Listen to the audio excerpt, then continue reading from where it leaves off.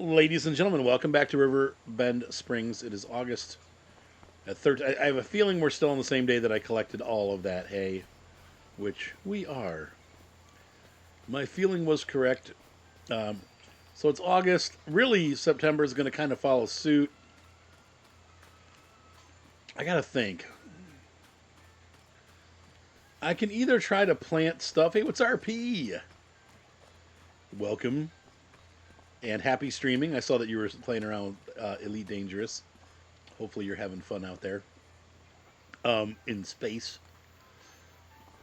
In the meantime, let's see what we got going on here. Got all that stacked sort of neatly. Um, I've got one more big field to do, but if I want to plant something that's going to plant this year, like wheat, or let's take a look at the growth chart. Hang on.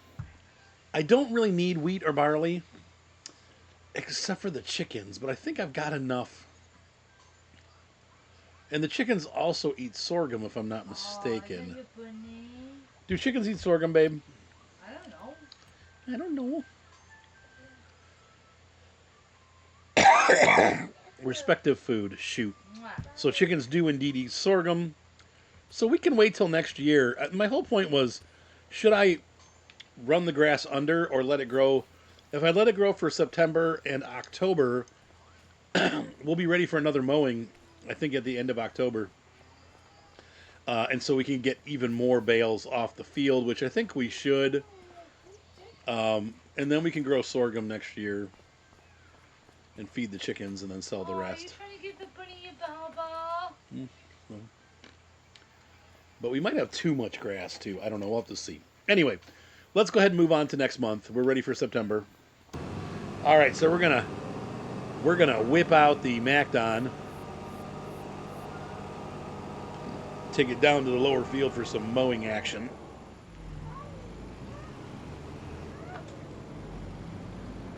Emerald. Is he from the Home Shopping Network?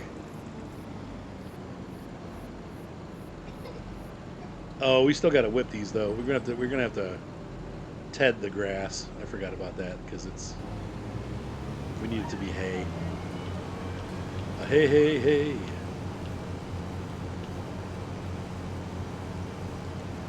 Oh, mow it please, Mrs. Robinson.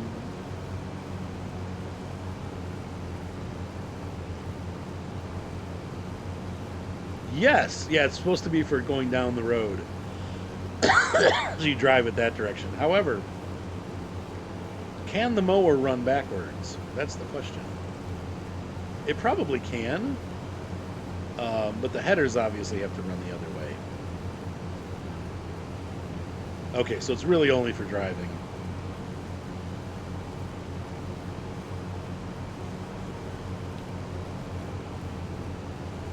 But yeah, I did know you could flip the seat around. And because the hitch is on that side, so if you trailer your header, you can pull it behind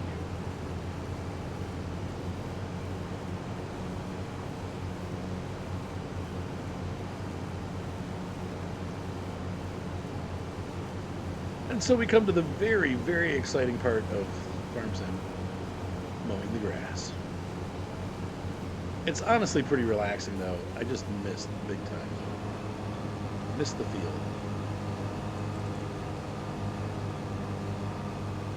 Does it mow backwards? Looks like it might be mowing backwards.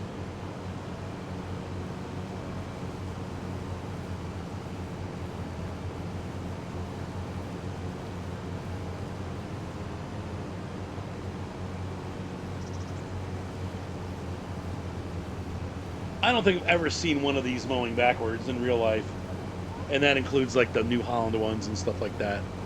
But that's still a cool idea. But definitely for transversal or transportation.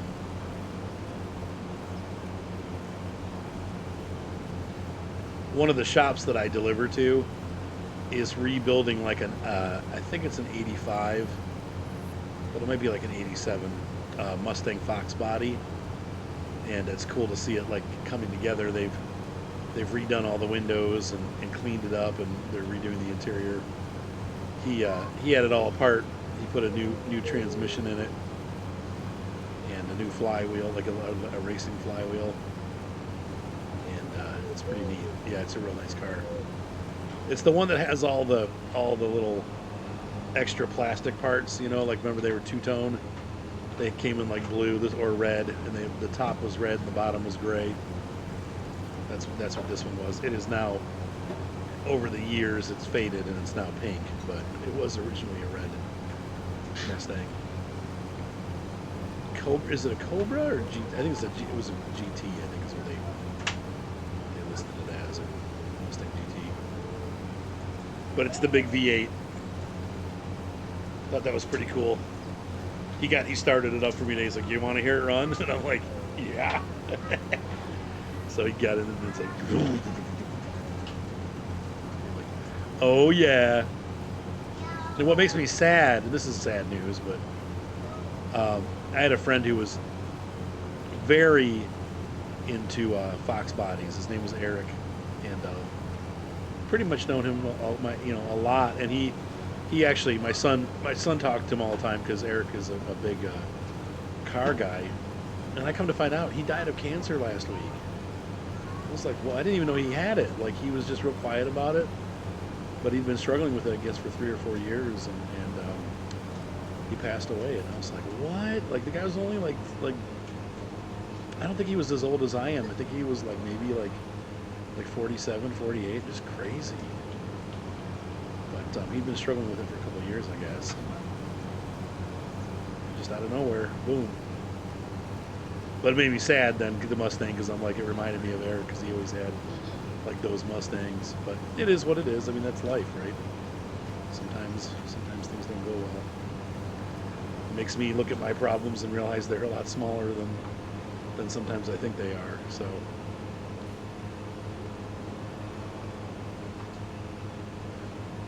Oh my gosh, that's so funny. If you get it running, you could have it. Yeah, this one they got running. They're putting some serious money into it.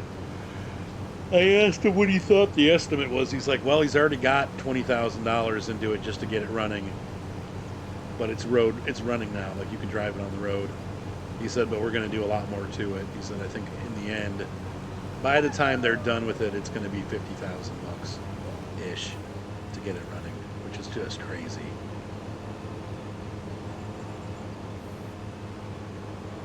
Oh, that's really cool. Well, there you go.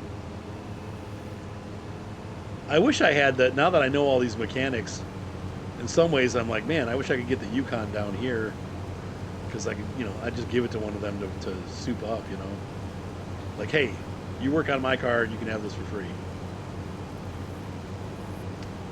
Right, exactly. 44. I think in the 80s Mustang GTs, like fully loaded, were under 20 for sure. Probably like 15 or 17, somewhere around there.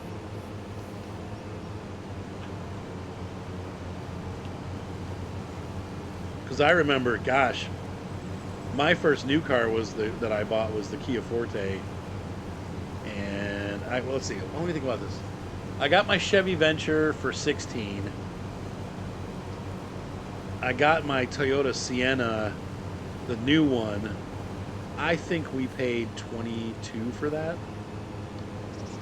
And then I traded down to the Toyota IM, and the IM was 14, I think.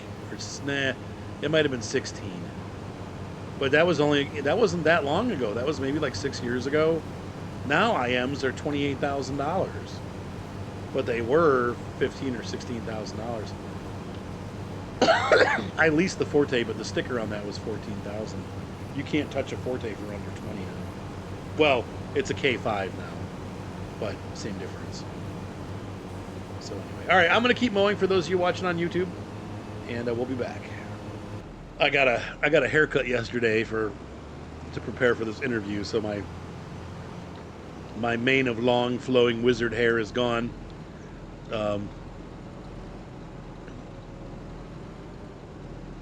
Yeah, we'll get to that in 1 second, bow tie.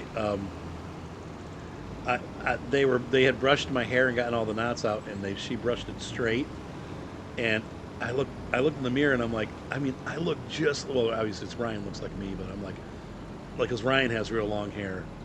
And just seeing my face looking out from the hair being brushed and then seeing, like, having watched Ryan brush his hair, I'm like, oh my God, like, Ryan really, like, we look like each other. Like, it's just funny. So, yeah, it's pretty cool. All right, so we've got that done. Now we need to Ted and then Windrow and then Bale. So let's go ahead and get that done. So guitars.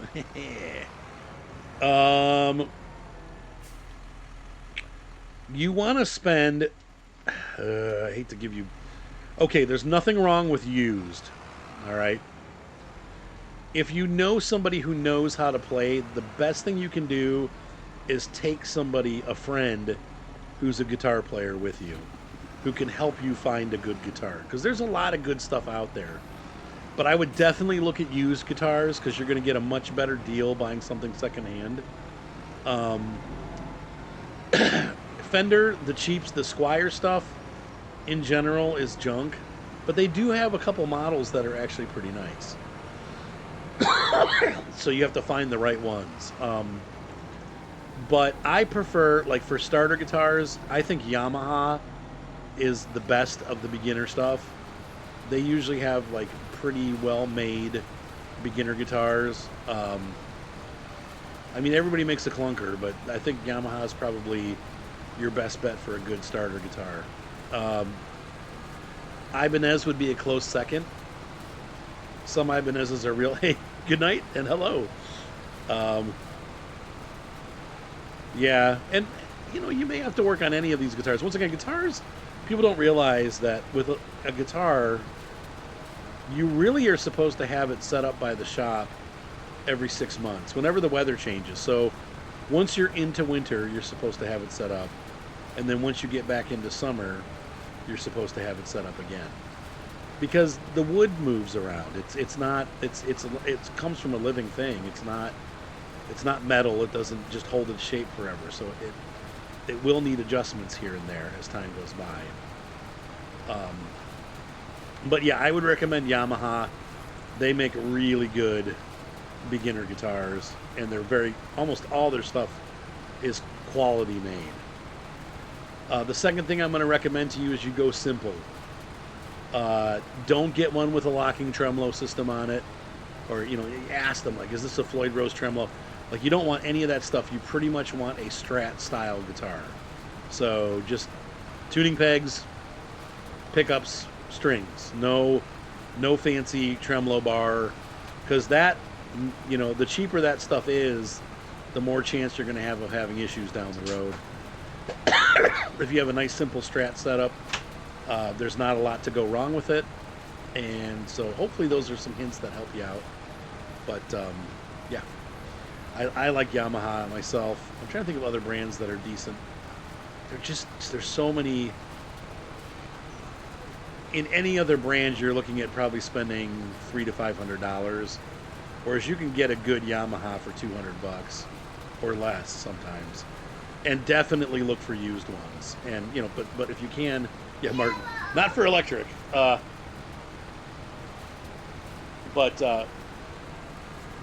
yeah, if you can get a friend to go with you, so they can try it out and just make sure it's working the way it's supposed to. That's the biggest advice I can give you, is to take a guitar player with you and say, hey, can you help me find a guitar? Because they'll be able to tell right away, oh no, this has got this problem, or these frets are messed up, or whatever. I lived and learned. When I was a kid, I started off with a Yamaha, but with a tremolo, and they had a warranty, and I loved the guitar. It was an SE250. You can look it up. They still have pictures of them on the web. But it had its own custom tremolo, and that's where the problem came in. And on a $250 guitar, it had a fancy tremolo that when I sweat on it, which I sweat a lot, still do, it actually corroded the metal, and it's the locking nut stripped, and I could never change the strings once that nut stripped, because I couldn't unlock the string to take it out. So now the newer ones are designed differently so that doesn't happen, but on that model, I sweated, and there was nothing I took it back to the guitar store. It was still under warranty. It had a year warranty. And the guy's like, dang it. It's like, what did you do to this thing? And I'm like, well, I sweat when I play. And he's like, oh, man. Like, he's like, do you keep it clean? And I was. I had been cleaning it religiously, but it just, there's, corrosion is corrosion, and it just, it ate it up. So when I got the second one, I got smart. And I took it. It was brand new. And I took it to another music store that had a lot of used stuff. And I traded it. So I ended up getting a Kramer, which was cool. But, you know, as I went up the neck after having it for a couple days, the neck was gunked, and there was a problem with it. That's why I'm saying take someone with you. Because I went up the neck and it was playing up at the top, and it was like, and I'm like, what's this? Well, the neck was, in this case, it was done. And the guy was like, ooh, that's bad. He's like, pick a different guitar out. So I went to the back, and I got a real cheapo Ibanez, and that thing lasted me for 15 years. I played it. It was in the band. When I finally got a real nice guitar, that guitar became our backup guitar. But I mean, I beat the heck out of that thing. I toured with it. It went all over the country. I had stickers all over it from the different cities we played in and stuff. And it was that was a workhorse guitar, and it was only like a $300 new, but I got it for like $250 used. But it was a good guitar. So, but yeah, that's once again my biggest recommendation is just take somebody with you that knows what they're looking at, because they can kind of figure out, okay, this has bad frets, or you know, this one's got a warped neck, you know, like you don't want this one. So, and then at that point, any brand is open if you can find a good Fender or good Epiphone, or yep. It was my Jesse. Yeah, the other thing too, though, that I want to tell you is the Fender or the Epiphone.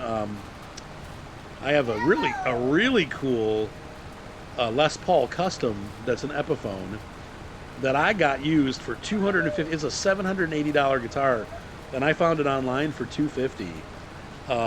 And I took the risk. I was like, I don't know about the neck, but I got it, and it's one of the best guitars I've ever owned. So I don't love Epiphone, but I changed the tuning pegs out, and it stays in tune, and it's a phenomenal guitar. So you can find stuff out there for real good deals. That's why I say always look used, because you can save a lot of money and get something really nice, you know. So I hope that helps. Anyway, we're going to continue tatting. We'll be back.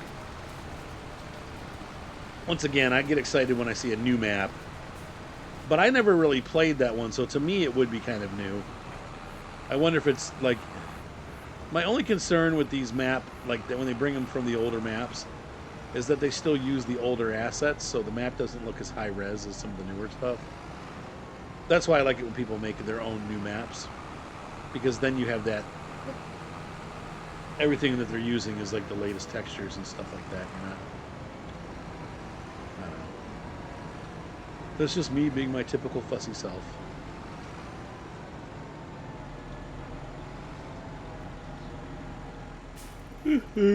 Let's fix this and worship.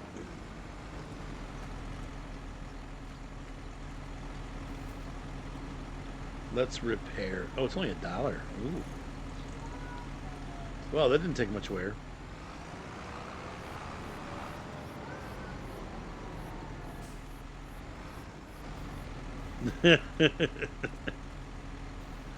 Star Citizen.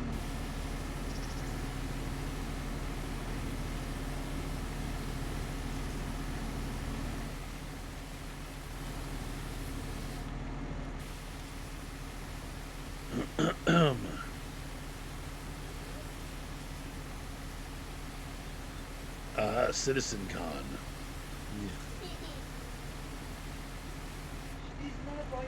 I will say, Micah and I played again this weekend and had a pretty error-free weekend, so that's good news. And we had fun. There's some new mission thing. Some guy named Wicolo. He's like an alien, and he's like He's like, my name's Wicolo. I trade for this. And he trades you for all kinds of goods. Like you can get customized weapons, and he even up to like one of the major capital ships in the game.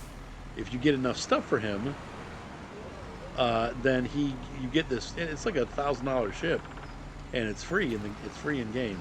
Like if you pass his test or whatever. So that's kind of cool. So we were messing around with it, and one of the things we had to do is we had to go hunting. So we actually flew along this planet's surface with our ship, and we're scanning for animals, and we found the animals that we were supposed to get, and we went hunting, and it was really fun. Like I was like, it's actually starting to work. The ships are affordable. What are you talking about? You can get into the game for $45. There's like 10 different ships you can pick from for $45. It's not too expensive. It's not cheap by any means, but it's also not that expensive. And any other ship that you want, you can just buy once you're in game. Now, it takes a while to save up for that, but you can definitely do it. I just bought my first in-game ship again on this run-through. And I got the Pisces ambulance. Well, okay, so, but how much did you pay to get the game? So if you take the price of the game and the price of the ships and put that together, you're looking at probably $70 or $80, right? Because I know the game was like $50, and if you got Horizons, I think it was like 70 something. So it's almost double the price of Star Citizen if you look at it like that. Because the way that it works is you get a ship and a game package. So for $45, you can pick from like 5 or 6 different ships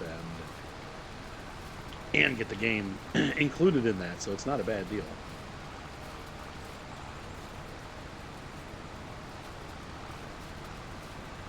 Well, that's only you being dumb for buying a $500 ship. Yeah. You have to be smart with your money. Just because they offer it doesn't mean you have to buy it. And the good news is, once again, for most of those ships, there are some that you can't get in game. But for a vast majority of the ships that you want, you can just buy it in game. So I can't say that I don't go through the Star. Here's the thing, though. This is what I'm learning.